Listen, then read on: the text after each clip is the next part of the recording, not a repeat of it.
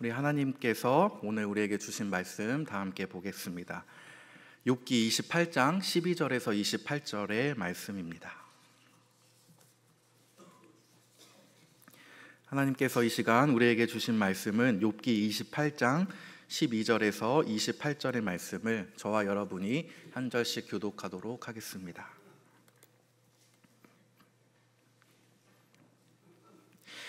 그러나 지혜는 어디서 얻으며 명철이 있는 곳은 어디인고? 그 길을 사람이 알지 못하나니 사람 사는 땅에서는 찾을 수 없구나. 깊은 물이 이르기를 내 속에 있지 아니하다 하며 바다가 이르기를 나와 함께 있지 아니하다 하느니라. 순금으로도 바꿀 수 없고 은을 달아도 그 값을 감당하지 못하리니 오빌의 금이나 귀한 청옥수나 남보석으로도 그 값을 당하지 못하겠고 황금이나 수정이라도 비교할 수 없고 정금 장식품으로도 바꿀 수 없으며 진주와 벽옥으로도 비길 수 없나니 지혜의 값은 산호보다 귀하구나. 구스의 황옥으로도 비교할 수 없고 순금으로도 그 값을 헤아리지 못하리라. 그런즉 지혜는 어디서 오며 명철이 머무는 곳은 어디인고? 모든 생물의 눈에 숨겨졌고 공중의 새에게 가려졌으며 멸망과 사망도 이르기를 우리가 귀로 그 소문은 들었다 하느니라. 하나님이 그 길을 아시며 있는 곳을 아시나니 이는 그가 땅끝까지 감찰하시며 온 천하를 살피시며 바람의 무게를 정하시며 물의 분량을 정하시며 비 내리는 법칙을 정하시고 비구름의 길과 우레의 법칙을 만드셨음이라. 그때 그가 보시고 선포하시며 굳게 세우시며 탐구하셨고 또 사람에게 말씀하셨도다. 보라, 주를 경외함이 지혜요 악을 떠남이 명철이니라. 아멘. 네, 할렐루야. 오늘 이 시간에 주님의 말씀을 통해서 또 하나님의 말씀의 빛이 우리 내면 가운데 쫙 비춰서 그런 말씀을 깨닫는 귀한 은혜가 있으시기를 주님의 이름으로 축복드립니다. 우리의 인생은 해결되지 않은 수수께끼로 남아 있을 때가 너무나 많이 있습니다. 나에게 닥쳐온 힘든 고난의 시간들도 그렇고 또 주변을 봐도 몸이 아프신 분들 너무나 많이 봅니다. 또 생각지 못한 사고를 당하거나 큰일을 당해서 슬픔에 잠겨 있으신 분들도 주변에 많이 있곤 하지요.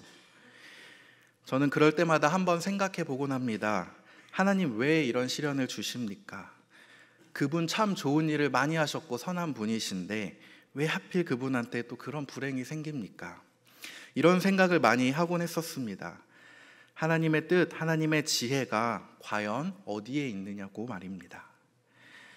하나님께 여쭤봤을 때 저는 아주 명쾌하고 시원한 답변을 기대했지만 하나님의 음성은 적어도 저에게 있어서 잘 들려오지는 않았습니다. 우리는 여전히 우리의 지혜로는 이러한 고난과 어떤 악에 대한 속 시원한 정답을 찾기란 참 어려운데요.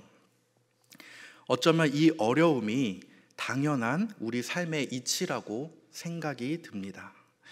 우리 앞에 닥친 불행, 아니 어떤 행복이라도 이것을 정확하게 분석해서 탁탁 이것을 다 아는 사람이 과연 존재할까요?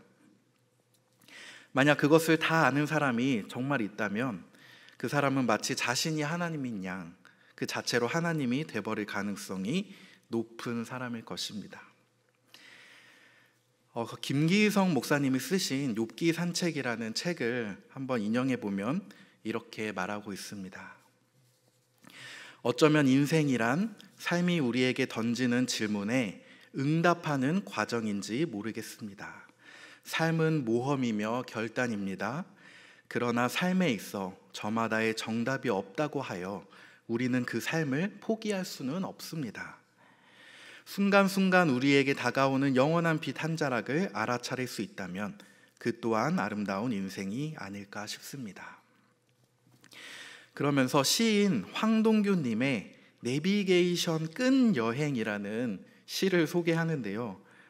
혹시 여러분들은 초행길 가실 때, 초행길이 아닌 길을 가실 때 뭐 내비게이션을 켜고 가시나요? 끄고 가시나요?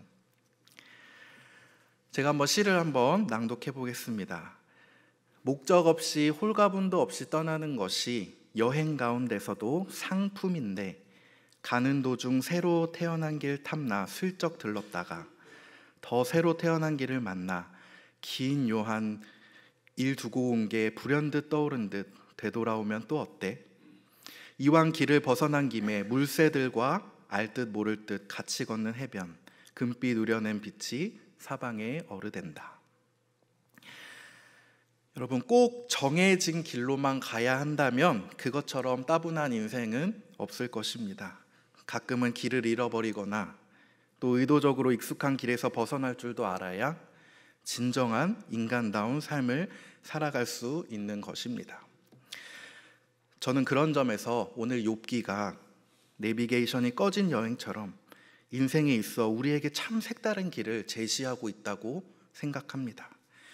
누구나 가는 평탄하고 정해져 있는 길, 안정된 삶, 그런 길이 아니라 참 험난하고 또 때론 울퉁불퉁하고 고난이 도사리고 있는 그 인생길을 걸어가는 우리들의 이야기, 그것이 바로 욥기의 이야기이기 때문입니다. 그래서 여러분, 욥기를 우리가 지금 성경 통독으로 계속 이번 주간에 욥기 차례인데요, 욥기를 읽다 보면 참 답답한 감정이 스멀스멀 올라옵니다. 우스 땅에 태어난 욥이라는 사람이 원인 모를 사건으로 인해서 자녀들도 잃고 전 재산도 잃고요, 또 몸에는 온통 종기가 얼마나 많이 났든지 가려워서 아주 잠을 잘 수도 없고 긁느라고 막 피도 흘리고 그러고 있는 시련을 겪게 됩니다. 욥의 생명만 거두어가지 않았지 그냥 욥의 인생에 있어서 불행이란 불행은 다 겪었던, 목숨만 붙어 있었던 사람, 그 사람이 바로 욥이었습니다. 그런데 바로 이러한 욥을 통해서 과연 하나님이 말씀해 주고자 하는 것이 무엇이며 또 욥의 시련을 통해 우리는 어떤 의미들을 찾아볼 수 있을까요? 먼저 앞서 욥의 계관을 잠시 살펴보시면요, 욥이 당한 시험으로부터 1장으로부터 출발하면서 이제 욥의 세 친구가 나오죠. 대만 사람 엘리바스와 또 수아 사람 빌닷과 나아마 사람 소발이라는 친구가 욥을 위문하러, 욥이 지금 죽을 병에 걸리고 그렇게 전 재산을 잃고 여러 가지 많은 고난을 당할 때 그 친구를 위로하기 위해서 지금 방문하며 서로 대화를 주고받으며 항변하며 논쟁하는 것이 바로 욥기의 전체적인 구조입니다. 친구들은 욥에게 계속해서 말합니다. 너가 잘못했으니까, 너의 죄로 인해서 지금 너가 그렇게 벌을 받는 것이다. 그러나 욥은 자신이 얼마나 그동안 하나님을 경외해왔고 자신은 결백하다는 것을 증명하고 입증하려는 태도를 취해옵니다. 물론 친구들이 옆에서 하도 그러니까 인간적인 나약함으로 인해 하나님에 대한 믿음이 때로는 많이 흔들리는 모습도 보여줍니다. 자신의 처지를 부정하기도 하고요, 이 모든 것이 내 죄로 인함이 아닌 그저 나에게 있어, 또 하나님이 얼마나 나에게 크신 분이신지, 하나님이 얼마나 신묘막측한 분이신지를 드러내는, 그렇게 하나님을 경외하는 자가 바로 욥이었습니다. 그러므로 욥기를 통해 분명히 드러나는 바는 먼저 하나님의 지혜, 하나님의 호크마, 바로 하나님의 지혜가 이 땅 가운데 우리에게 드러내고 있다는 사실을 욥기를 통해 우리는 알 수가 있습니다.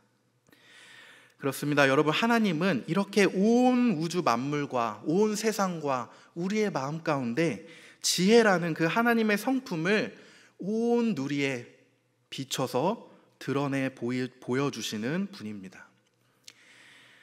여전히 그 자리에 계셨으며 여전히 크시며 내 옆에서 끝까지 나와 함께 했던 분이 바로 하나님이셨음을 이 욥기를 통해 하나님은 말씀해주고 계십니다. 우리 먼저 12절, 13절의 말씀을 함께 읽어보겠는데요, 우리 같이 한번 봉독해 보겠습니다. 시작. 그러나 지혜는 어디에서 얻으며 명철이 있는 곳은 어디 있고 그 길을 사람이 알지 못하나니 사람 사는 땅에서는 찾을 수 없구나. 아멘. 여러분, 욥은요 이 땅에서의 지혜를 구하지 않았습니다. 세상이 말하는 지혜란 이 세상에서 부자가 되는 온갖 기술들과 또 수단들, 또 그걸 위해서 탐구하고 열심히 찾아낸 자들, 이 세상에서 영원히 아주 지혜롭게 자신의 처신을 잘하는 자들을 매우 지혜롭다고 생각할지 모르겠습니다. 그러나 여기서 욥이 말하는 지혜는 그런 것들과는 말하기도 부끄러울 만큼 차원이 다른 어떤 무엇이었습니다. 우리 인간 너머에 있는 그 심연하고 심오한 그 하나님의 지혜 말입니다. 오늘 본문에 읽지는 않았지만 28장 초입 구절을 보시면 인간의 노력으로 얻을 수 있는 상황들이 계속해서 열거되어 나옵니다. 은이 나는 곳, 금을 재련하고, 또 철은 흙에서 캐내면 되고, 동은 돌에서 녹여내면 얻을 수 있다는 것입니다. 즉 사람의 의지와 열심이 마음만 먹으면 내가 원하는 것을 끝내 얻어낼 수 있다는 교훈을 보여줍니다. 그러나 욥에게 있어서 이러한 지혜는 참 우스운 지혜, 하나님의 지혜는 이런 것들과는 완전히 차원이 다른 것이었습니다. 여러분, 지혜는 우리의 노력에서 얻어지고 발견되어지는 것이 아닙니다. 그렇다면 과연 지혜는 어디에서 얻을 수 있는 것입니까? 우리 23절의 말씀에서 이렇게 말씀하십니다. 하나님이 그 길을 아시며 있는 곳을 아시나니. 즉 지혜는 하나님께 귀속되어 있으며 하나님으로부터 나온다는 사실을 우리는 발견할 수가 있습니다. 그렇습니다. 지혜는 우리부터 발생하는 것이 아니라 하나님으로부터 내려오는 방향성을 가집니다. 이것은 방향성과 관련된 내용인데, 사실 우리가 지혜 있다고 생각하여 우리 스스로가 지혜를 만들어낼 수 있다고 또 착각하기도 하고, 그러고 살아가고 있지는 않은지 우리의 모습을 되돌아볼 필요가 있습니다. 하나님 없이 우리의 기술로만, 우리의 노력으로만 만들어낸 우상과 같은 결과물들이 우리에게 있지는 않은지요. 여러분, 욥기에 나오는 모든 환난과 고난들을 봐도 우리는 알 수 있습니다. 이 고난들을 하나님께서 왜 주셨는지 우리는 그 정답을 알 수는 없지만, 분명히 알 수 있는 사실은 바로 이 고난조차도 무쪼록 하나님의 지혜에 기인했다라는 사실입니다. 즉 하나님으로부터의 방향성이, 그 지혜가 흘러나오고 있다는 사실을 알 수가 있습니다. 지혜는 깊은 물, 저 바다에 있지도 않습니다. 멸망과 사망에 있지도 않습니다. 지혜는 결국 하나님께 있습니다. 아무리 이 땅에서의 참 지혜를 찾아봐야 그것은 다 헛된 수고일 뿐입니다. 그러므로 우리 성도님들 늘 하나님의 지혜를 구하시며 다른 데서 찾고 발버둥치며 열심히 노력하는 것이 아니라 하나님으로부터 흘러나오는 그 넘쳐나오는 은혜에 시선을 두고 관심을 두시는 우리 여러분들 되시기를 축복드립니다. 네, 그렇다면 두 번째로 이러한 지혜가 하나님으로부터 나오는데, 그렇다면 과연 이 지혜는 구체적으로 무엇을 의미하는가에 대한 문제입니다.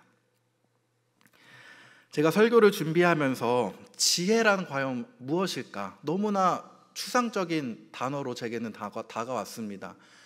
지혜라고 우리가 흔히 생각할 때 어떤 지식 혹은 신앙, 우리가 하나님을 기뻐하는 마음들, 여러 가지로 대표될 수 있는데, 지혜란 어쩌면 욥기에서 말하는 이 지혜란 하나님의 비밀한 뜻, 또 하나님의 신비한 섭리, 즉 하나님께 있어서 감추어진 그 신비이며, 또 하나님만이 간직하고 계시는 그의 생각이자 그의 계획이자 그의 경륜이 아닐까 생각해 봅니다. 그리고 저는요, 이러한 하나님의 뜻을 우리가 다 알 수가 없기 때문에 하나님의 섭리와 크심을 인정하는 것이 오히려 역설적으로 이것이 바로 지혜다라고 생각이 들었습니다.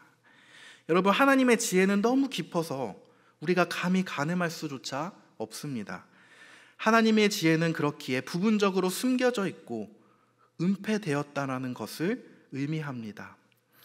하나님의 지식은 너무 높아서 우리는 도저히 거기에 도달할 수가 없습니다. 이는 모든 생물, 심지어 철학자나 내노라 하는 세상에서의 어떤 지식가들, 성인들의 눈에도 숨겨져 있습니다. 오늘 9절에도 나오지요. 공중의 새에게도 숨겨져 있습니다. 마치 새가 어떤 사람들보다 더 높이 비상하여 드높은 사고를 한다고 해도 그 드높은 사고 위에 하나님의 지혜가 존재한다라는 사실을 우리는 성경을 통해 알 수가 있습니다. 그리고 여러분, 하나님의 지혜는 얼마나 고상한지요. 이것은 순금으로도 바꿀 수 없고 은을 달아하여 그 값을 매길 수 없을 만큼 귀한 것이라고 표현합니다. 황금이나 수정이라도 비교할 수 없으며 정금 장식품으로도 바꿀 수 없는 것이 바로 하나님의 지혜, 그 고상한 하나님의 지혜입니다. 욥기 전체를 읽어보시면 욥과 그의 친구들은 하나님이 이 세상을 다스릴 때 섭리를 어떤 식으로 운용하시는지, 그리고 그 이유가 무엇인지를 놓고 서로 막 티격태격하면서 말을 막 주고받는 논쟁을 벌여왔습니다. 그렇게 해서 끝내 욥은 하나님께 이렇게 항변합니다. 욥은 친구들과 또 하나님을 통해서 친구들에게 이제 항변하는 것을 통해서 이렇게 어둠 속에서 서로 싸우고 우리가 알지 못하는 것을 놓고 논쟁을 벌이고 있는 것이 그 자체가 얼마나 하나님 보시기에 우매한 자들인가.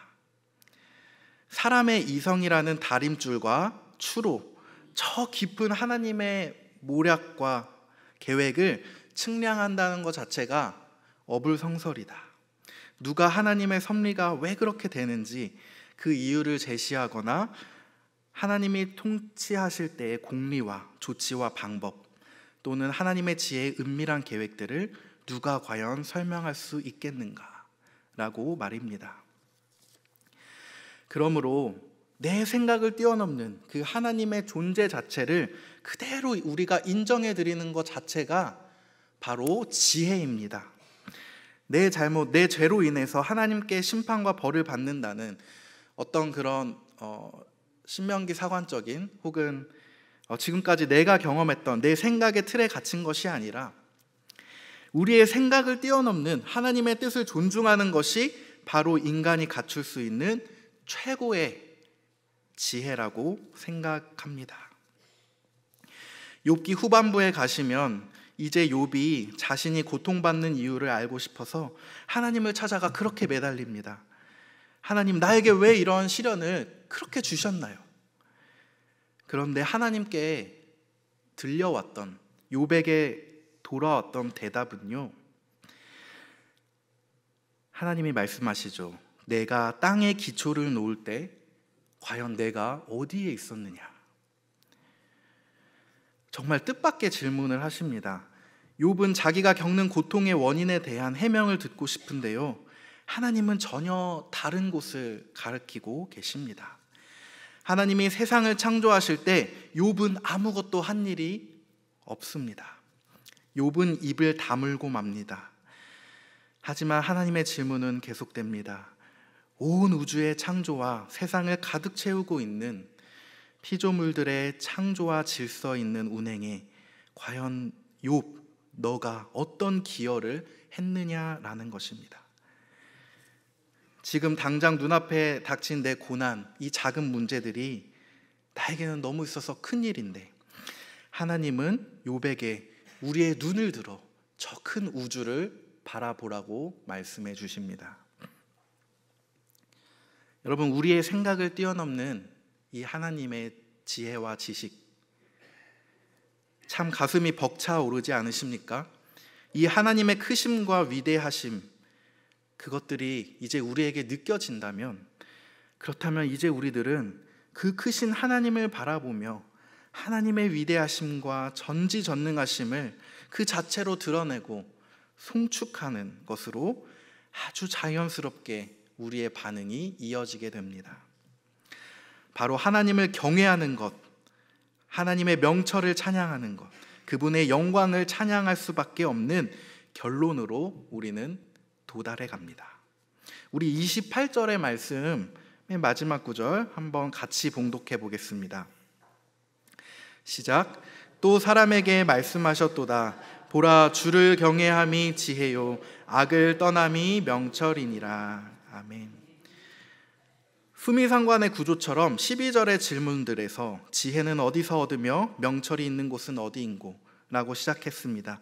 바로 이제 28절의 대답은 보라, 주를 경외함이 지혜요 악을 떠남이 명철이니라 라고 결론의 대답이 맺어집니다.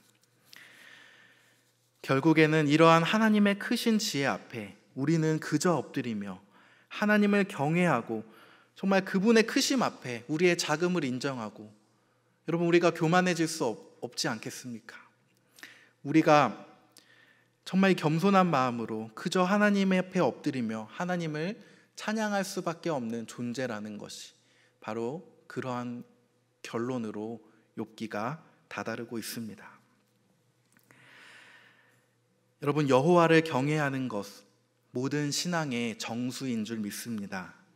이것은 우리 신앙의 가장 기본되는 지혜이자 명철입니다. 진정한 신앙을 갖는 것은 진정으로 지혜로워지는 것입니다. 왜냐하면 진리에 대한 인간 최고의 지식이 바로 우리의 신앙이자 하나님을 경외하는 우리의 마음이기 때문입니다. 그러므로 여러분, 우리 모두가 하나님을 이 시간 경외합시다. 하나님께 숨겨져 있는 그 진리의 보화, 지혜의 말씀을 발견해 봅시다. 하나님의 크심과 위대하심을 찬양합시다. 하나님께 은폐된 지혜들은 하나님을 경외하는 우리 신앙인들에게 조금씩 그 지혜의 빛이 비춰오며 환히 드러나 보일 것입니다. 그러나 어두운 눈을 가진 신앙인에게는 잘 보이지 않습니다. 오직 하나님의 지혜를 구하며 나보다 크신 하나님을 겸손히 인정하며 그분께 영광 올려드리는 것이 우리의 인생의 목적이 되어야 할 줄 믿습니다. 말씀을 맺겠습니다. 오늘 욥기를 통해 때로는 하나님이 느려 보여도 능력이 없는 것 같고 침묵해 보이는 것 같아도 우리는 하나님을 지혜의 하나님이라 고백합니다. 삶에서 힘들고 때로는 고난이 찾아올 때라도 하나님은 나 자신을 지금도 이 자리에 있게 해주셨을 뿐만 아니라 지금도 나를 섬세하게 보살피심으로 우리를 살게 하게 하시는 그러한 분이십니다. 그렇다면 이제 우리는 더욱더 큰 확신을 가지고 진리를 말하며 하나님의 지혜를 깨달아 알아가시는 우리 세상의 소금 염산교회 성도님들 다 되시기를 간절히 축원드립니다.